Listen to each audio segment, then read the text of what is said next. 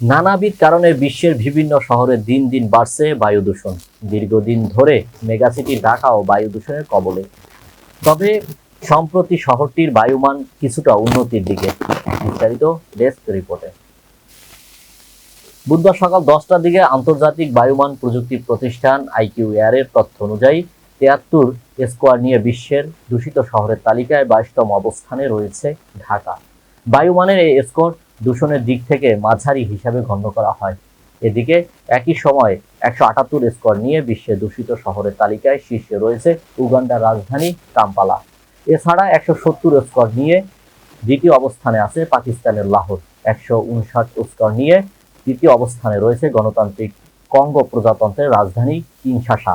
155 score নিয়ে চতুর্থ অবস্থানে রয়েছে ইন্দোনেশিয়ার রাজধানী জাকার্তা এবং পঞ্চম অবস্থানে আছে ভিয়েতনামের রাজধানী হ্যানয়, যার স্কোর 151।